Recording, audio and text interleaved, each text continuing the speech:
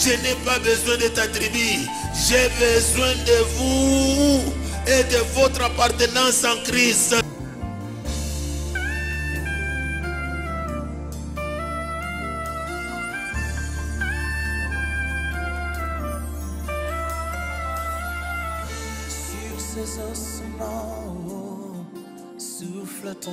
Afrique, ce n'est pas par l'Occident que vous allez enlever cette montagne de honte et la RDC. C'est par le Saint-Esprit au nom de Jésus-Christ. Toi qui ne baptises jamais d'eau, qui ne baptises que d'esprit.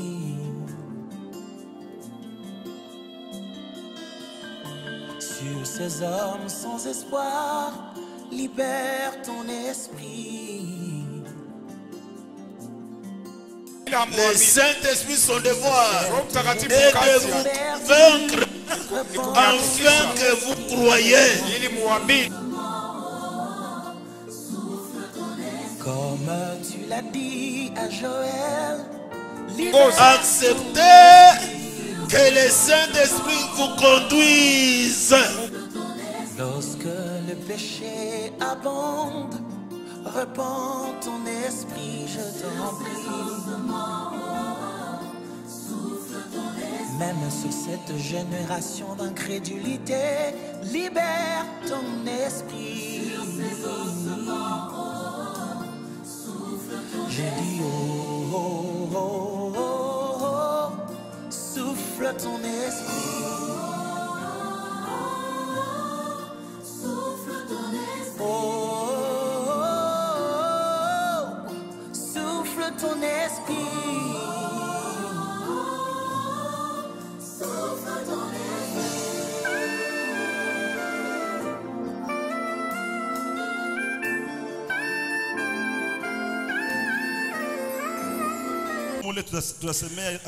La première référence, c'est Jean 16. Jean 16, du 13e au 14e verset. Jean 16, 13 à 14. Quand le consolateur sera venu, l'esprit de vérité, il vous conduira dans toute la vérité, car il ne parlera pas de lui-même, mais il dira tout ce qu'il aura entendu, et il vous annoncera les choses à venir. Il me glorifiera, parce qu'il prendra de ce qui est à moi, et il vous l'annoncera. Amen. Gloire au Seigneur. Amen. Ça c'est Jean 13, Jean 16, du 13e au 14e verset. La deuxième référence, c'est Jean 16, le 20e verset. Mais j'aimerais que vous commenciez à partir du 19e verset. Marc, c'est plutôt Marc 16. Marc 16, 19 à 20. Le Seigneur, après leur avoir parlé, fut enlevé au ciel, et il s'assit à la droite de Dieu. Et ils s'en allèrent prêcher partout. Le Seigneur travaillait avec eux et confirmait la parole par les miracles qui l'accompagnaient. Gloire au Seigneur. Amen. Et nous allons prendre la dernière référence. C'est notre thème central, Zacharie 4, 6 à 7. Si vous pouvez nous aider. Ok. Alors, il reprit et me dit, c'est ici la parole que l'Éternel adresse à Zorobabel. Ce n'est ni par la puissance, ni par la force, mais c'est par mon esprit, dit l'Éternel des armées. Qui es-tu, grande montagne devant Zorobabel? Tu seras aplani. Il posera la pierre principale au milieu des acclamations. Grâce, grâce pour elle. Gloire au Seigneur. Amen. Est-ce que nous pouvons acclamer la parole du Seigneur? Grâce, grâce pour elle. Gloire à notre Dieu. Amen.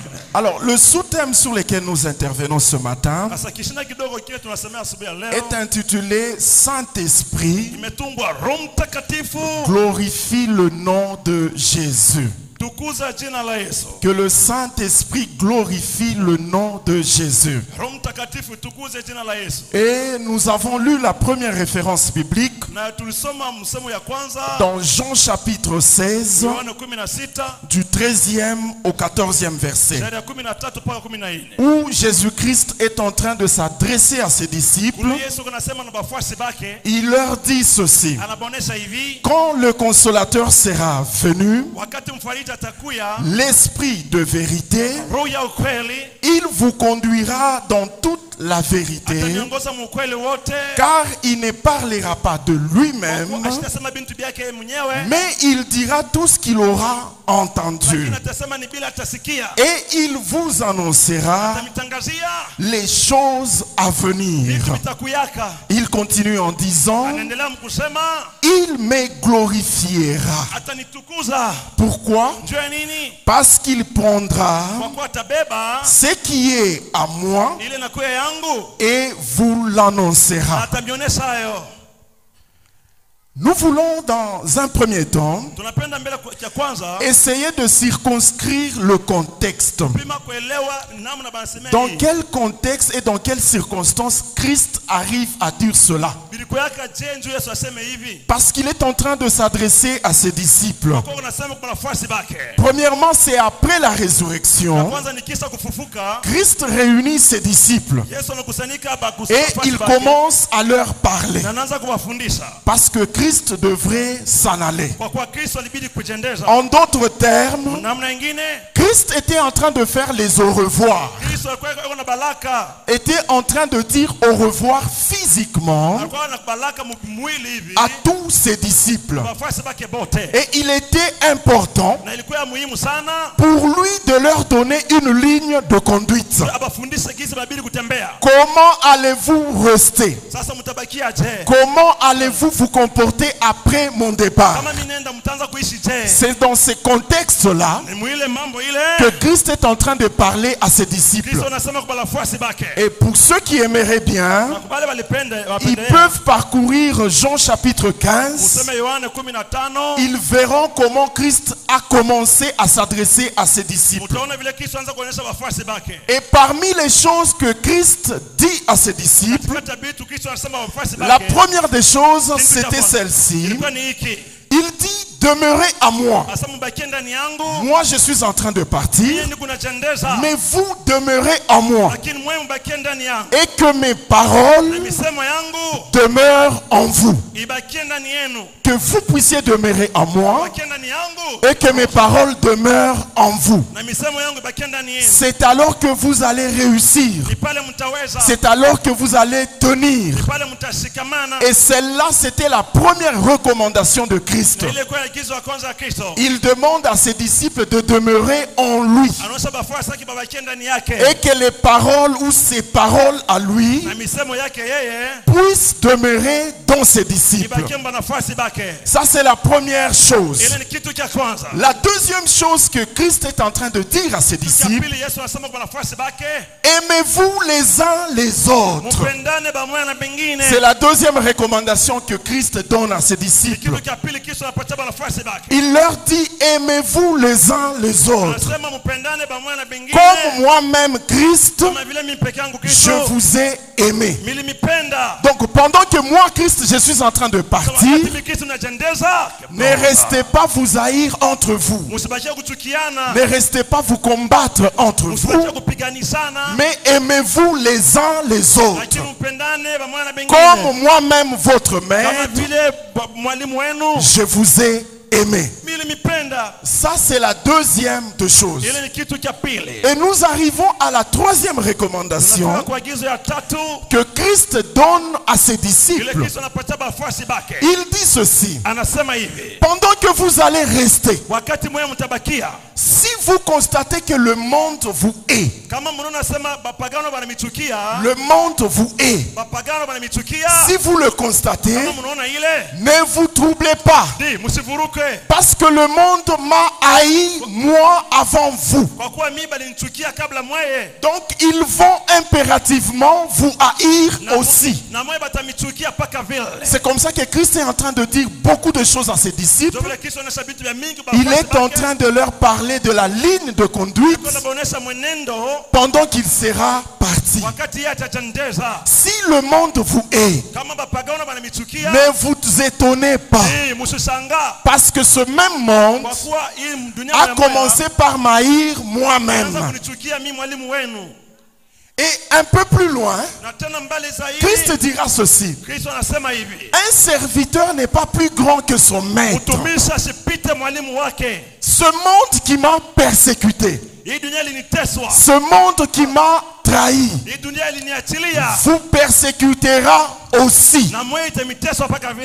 Et Christ était en train de leur dire: ne vous étonnez pas, parce que le monde va vous haïr, le monde va vous persécuter. Sachez que moi-même, votre maître, j'ai été trahi, j'ai été haï, j'ai été persécuté. Et vous également, vous serez persécutés. Et Christ, il continue. Il dira ceci: je vous dis ces choses de sorte que lorsqu'elles vont arriver, qu'elles ne soient pas une occasion de chute pour vous. Donc c'était un privilège pour les disciples d'entendre Christ leur parler de ce qui va suivre. Ne vous étonnez pas, ne soyez pas troublés. Ces choses arriveront. Je vous le dis, ça arrivera. Vous le constaterez. Vous verrez comment vous serez persécutés, comment vous serez trahis. Alors, en vous disant ces choses, que cela ne soit pas une occasion de chute pour vous. Et ma Bible à moi me dit que pendant que Christ était en train de parler, lui-même il constate que les disciples à qui il parlait sont remplis de tristesse. Parce que les choses que Christ était en train de dire n'étaient pas facilement potables, n'étaient pas facilement consommables. Et Christ s'adresse à ses disciples. Il dit: je constate que vous êtes remplis de tristesse pendant que je suis en train de parler. C'était normal. C'était normal. En tant qu'humain, lorsque vous évoluez avec un maître, vous évoluez avec un mentor, vous évoluez avec un professeur, vous évoluez avec un père. Lorsqu'il arrive à commencer à prononcer ces choses, c'est normal humainement parlant qu'un sentiment de tristesse s'installe. Alléluia. Alléluia. Je me rappelle une chose. Mon père, avant de mourir, pendant qu'il était hospitalisé, ça c'est le frère Fernand qui m'explique. Pendant qu'il était hospitalisé, il est arrivé un dimanche où la grande partie de la famille se trouvait à l'hôpital. Et lui, comprenant que le temps était venu, il a demandé à toute la famille. Il leur dit ceci: pendant que je sais encore parler, pendant que je peux encore parler, prenez un stylo et prenez un papier. Je veux vous dire ce que vous devez rester faire. Ce que le frère Fernand m'explique, c'est que tous les membres de la famille qui étaient autour de lui, émus de tristesse, ils ont refusé. Alors ils ont dit: non, nous ne prendrons pas des papiers, nous ne prendrons pas de stylos, Parce que tu ne mourras pas. Bien que lui sentait que ça c'est mon heure. Il leur dit, je veux vous dire des choses que vous devez rester faire. La famille qui était autour a été émue de tristesse. N'a pas su prendre un papier, n'a pas su prendre un stylo, et on a négligé. Finalement on a constaté qu'il avait raison, parce qu'à un certain moment il ne pouvait plus parler. En fait c'est presque le même contexte. Quand Christ parle des choses à venir, les disciples sont émus de tristesse. Ils sont émus de tristesse. Mais heureusement à ce niveau, Christ dira ceci: ne soyez pas émus de tristesse. Il est avantageux pour vous que moi, votre maître, que je m'en aille. Parce que si je m'en vais, je demanderai au Père. Le Père vous enverra le consolateur. Il vous enverra le consolateur, l'esprit de vérité. C'est cet esprit qui vous aidera à tenir pendant ces choses. Pendant que ces choses arriveront, c'est cet esprit de Dieu qui vous aidera à tenir. Il est avantageux pour vous que moi, votre maître, je m'en aille. Si je m'en vais, le consolateur, l'esprit de vérité, viendra vers vous. Et Christ dit, il vous conduira dans toute la vérité. L'esprit de vérité vous conduira dans toute la vérité. Alléluia. Amen. Est-ce que vous savez que dans ce monde sans Christ, sans son esprit, il est difficile de vivre une vie chrétienne? Très difficile. Sans l'esprit de Dieu, très difficile de vivre la vie chrétienne. Je suis en train de voir cette image d'un soi-disant ancien de l'église, encore fonctionnaire de l'État, tellement que la vie est difficile. Difficile de nouer les deux bouts du mois, financièrement parlant.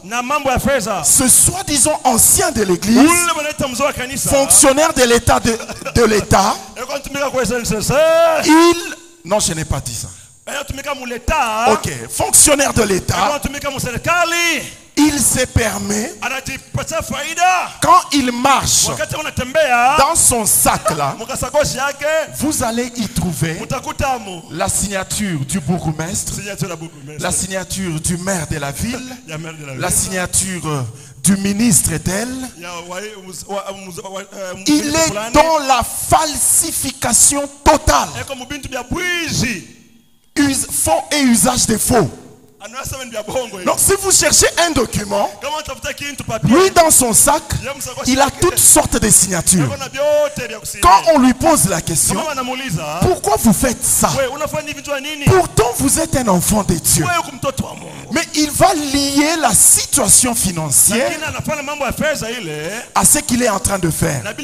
C'est-à-dire s'il ne fait pas ça, s'il ne falsifie pas, difficile pour lui de douer les deux bouts du mois et de vivre chez lui à la maison. Bien aimé dans le Seigneur, si l'esprit de Dieu ne nous aide pas à tenir, nous ne saurons pas tenir. Si l'esprit de Dieu ne nous donne pas la force de vivre comme enfant de Dieu, nous ne le ferons jamais, quel que soit notre bon vouloir. Le deuxième point, Je voudrais qu'on parle de l'accomplissement de la promesse. Parce qu'en Jean chapitre 16, du 13e au 14e verset, ici Christ est en train de promettre à ses disciples que le consolateur viendra. L'esprit de vérité viendra. Il vous conduira dans la vérité. Il vous enseignera toutes choses. Il me glorifiera. Ça, c'est une promesse que Christ était en train de faire à ses disciples. J'aimerais dire à l'église ce matin que cette promesse est déjà accomplie. Cette promesse s'est déjà réalisée. Nous pouvons le trouver dans Joël 2. On commence avec Actes des Apôtres, du 1er au 4e verset. Actes des Apôtres chapitre 2, du 1er au 4e verset. Et quand nous faisons référence à Joël chapitre 2, du 28e verset au 29e, Joël était en train de dire: après cela, je répandrai mon esprit sur toute chair. Vos fils et vos filles prophétiseront. Vos vieillards auront des songes. Et vos jeunes gens auront des visions. Même sur les serviteurs et sur les servantes, dans ces jours-là, je répandrai de mon esprit. Alléluia. Amen. Lorsque nous prenons Actes des Apôtres chapitre 2, Actes des Apôtres chapitre 2, du 1er au 4e verset, ma Bible me dit: le jour de la Pentecôte, ils étaient tous dans le même lieu. Tout à coup, il vint du ciel un bruit comme celui d'un vent impétueux, et il remplit toute la maison où ils étaient assis. Des langues semblables à des langues de feu leur apparurent, séparées les unes des autres, se posèrent sur chacun d'eux. Église de Dieu, cette promesse de Christ s'est déjà réalisée, c'est déjà accompli pour tout enfant de Dieu qui a accepté Christ comme Seigneur et Sauveur. Il est rempli du Saint-Esprit. Nous sommes remplis du Saint-Esprit parce que nous avons accepté Christ comme Seigneur et Sauveur. Ici, il faut noter ceci. Dans l'ancien temps, l'esprit n'était pas non plus répandu sur toute chair. Dans l'ancien temps, Dieu pourvoyait son esprit à certaines personnes. Donc l'esprit n'était pas donné à tout le monde. Dieu pouvait saisir quelqu'un par son esprit et il accomplit une tâche. Et c'est comme ça que nous avions eu des prophètes, des gens par lesquels Dieu pouvait parler. Quand Dieu avait un message, il passait par certaines personnes qu'on appelait prophètes. Mais ce temps-là est passé avec Christ. Parce que Christ nous dit: quand le consolateur sera venu, il conduira tout enfant de Dieu. Donc tout enfant de Dieu, tout celui qui a accepté Christ comme Seigneur et Sauveur, il est conduit par l'Esprit de Dieu. Alléluia. Amen. Alléluia. Et c'est cet esprit qui nous fait tenir. Na ile roho inafaa tushikamane. Vous savez, sans l'esprit de Dieu, Na bila roho ya Mungu, il y a parfois des réactions épidermiques. Kuna kwa bintu moya Des choses où c'est la chair qui se met en avant, alors que Dieu n'est pas dedans. Pierre a voulu le faire.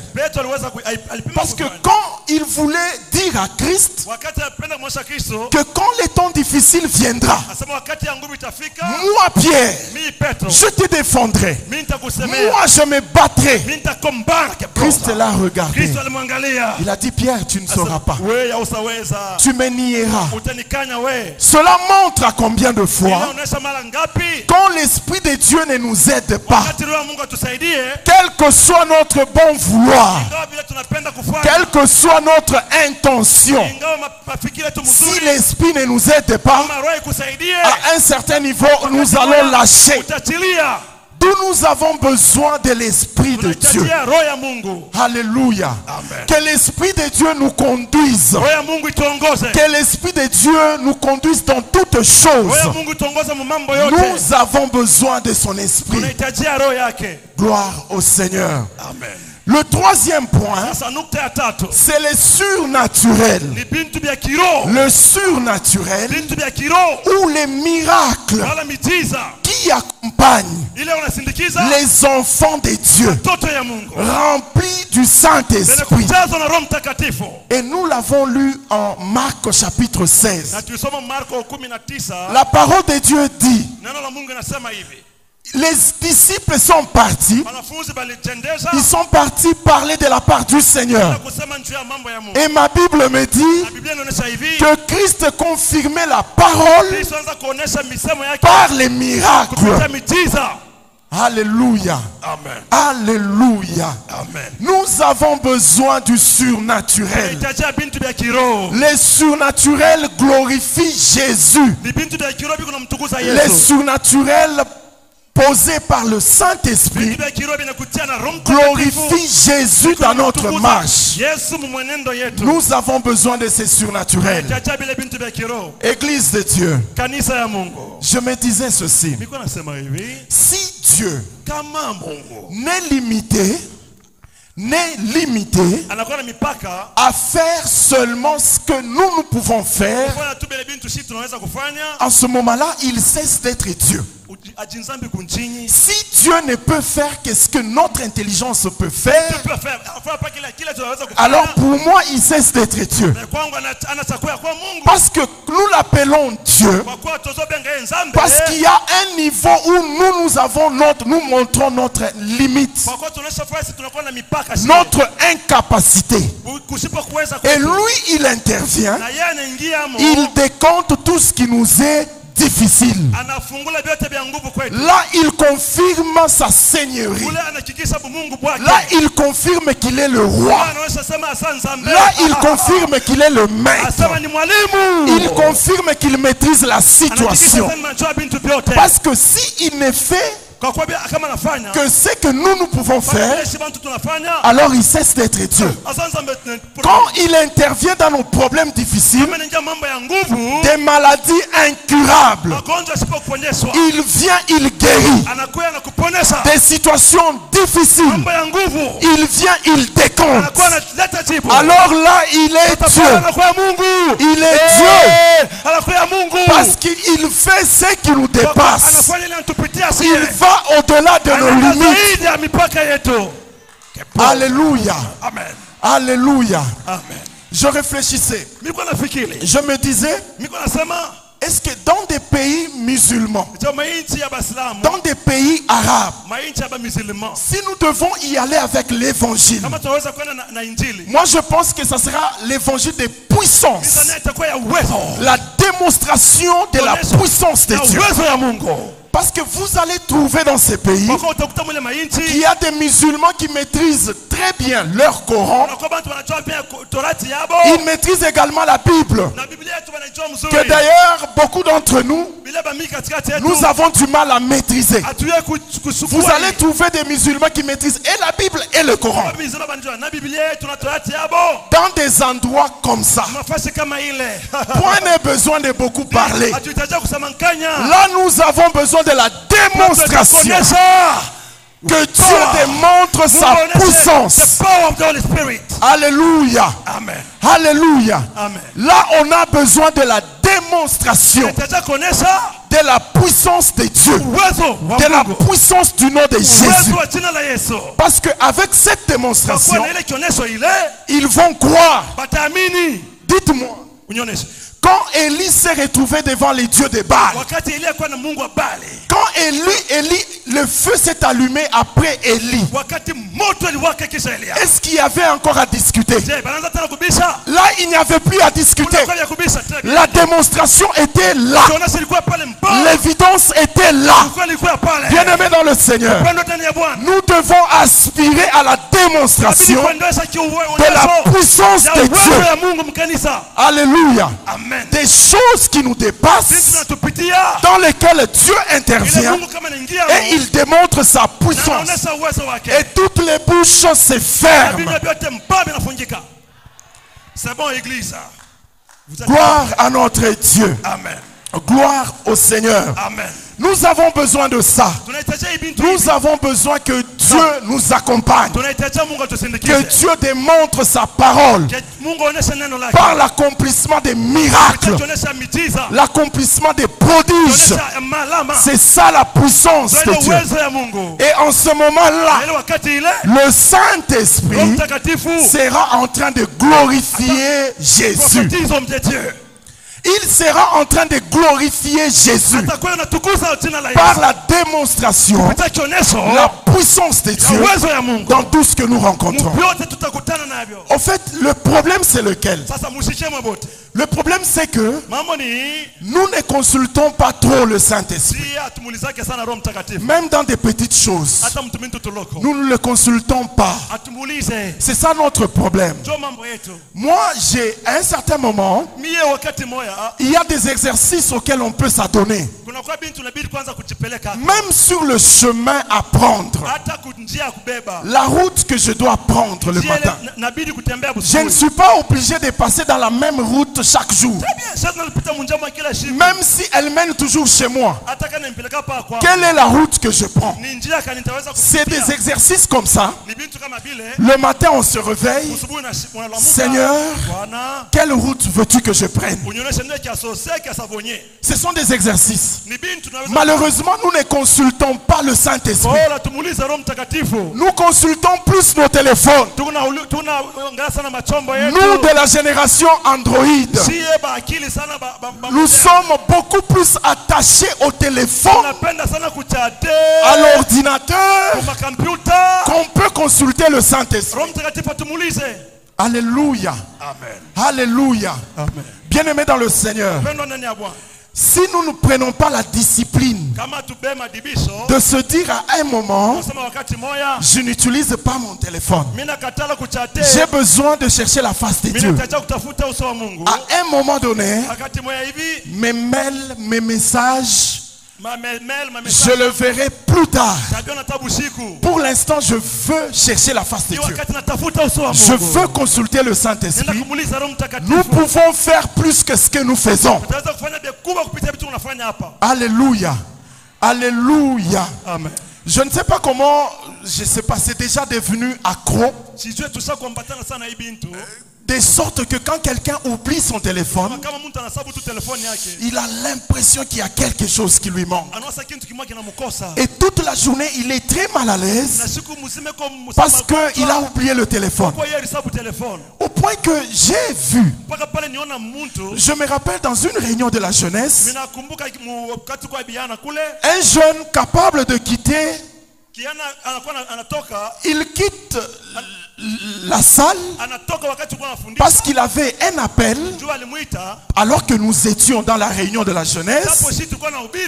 Alors là, il quitte la salle et il sonne. Il est en train d'accepter. Allô, allô, allô, allô, allô, allô. Il court.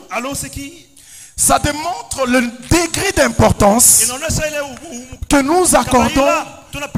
nous accordons au Saint-Esprit et à la présence de Dieu. Soit c'est encore, on est en plein culte. Mais vous trouvez quelqu'un en train de chatter.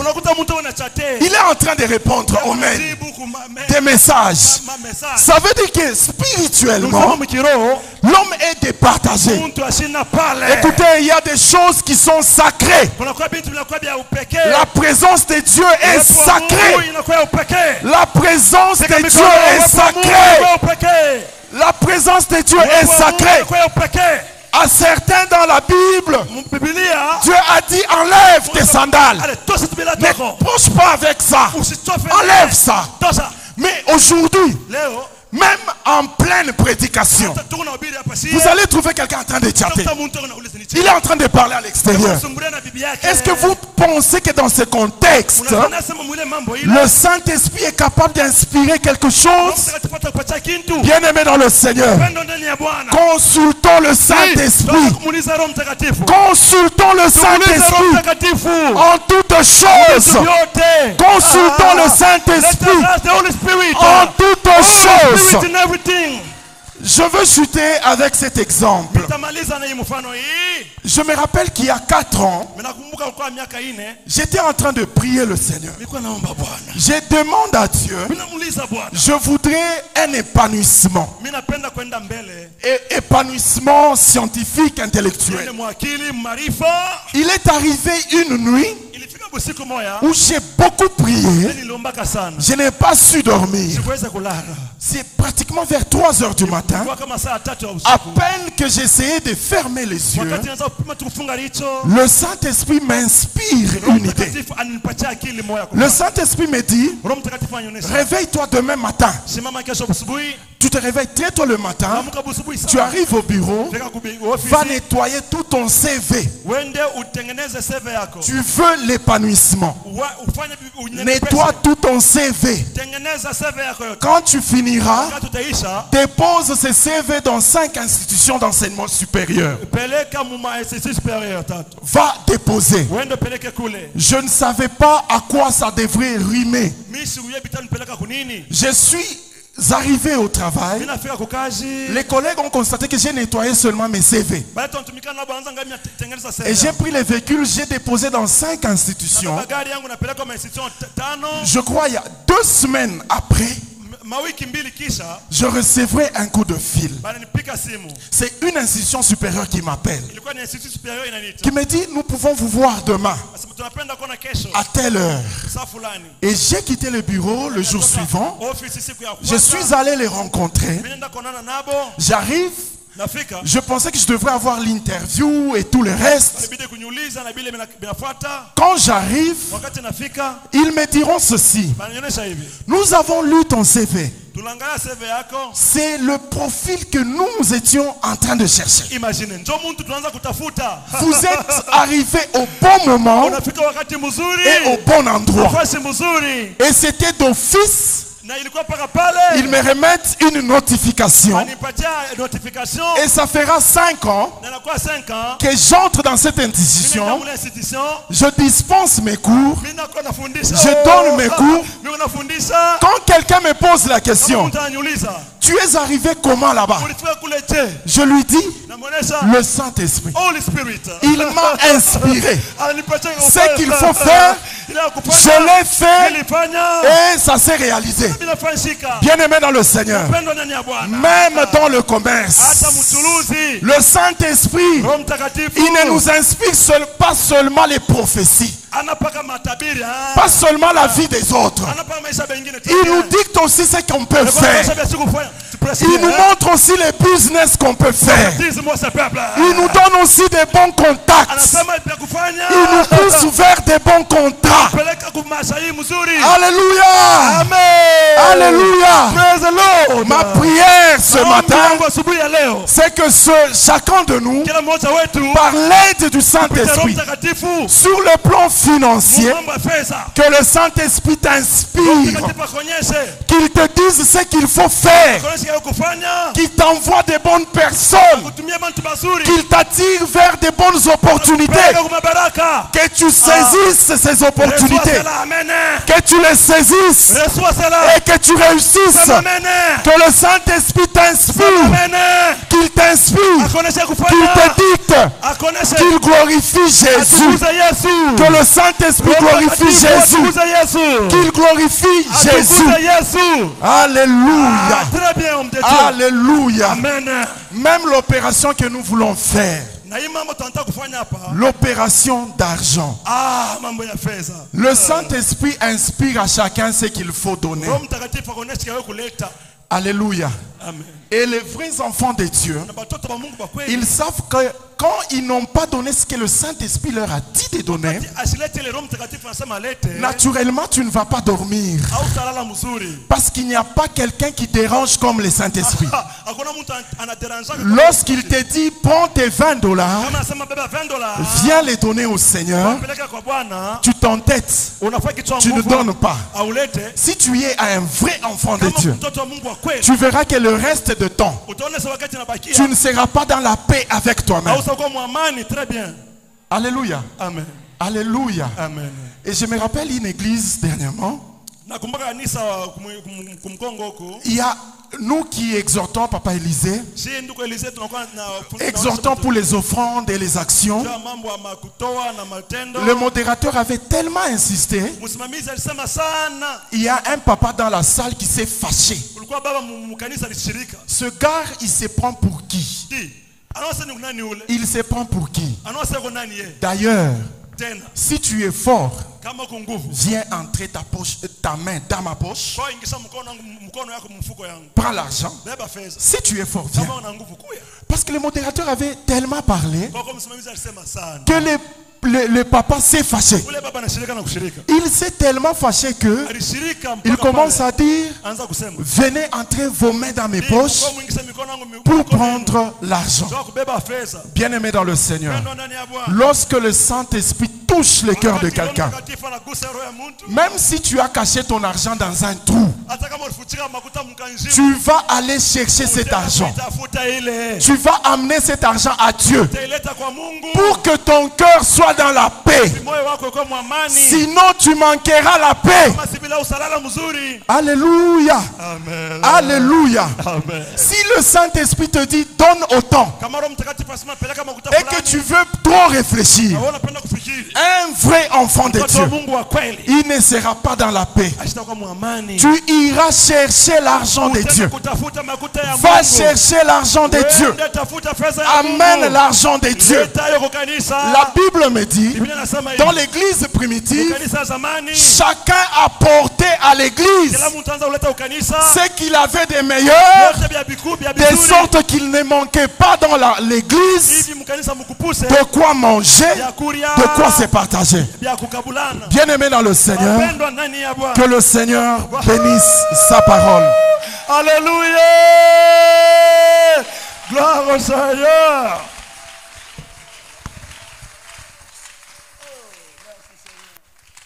Alléluia. Amen.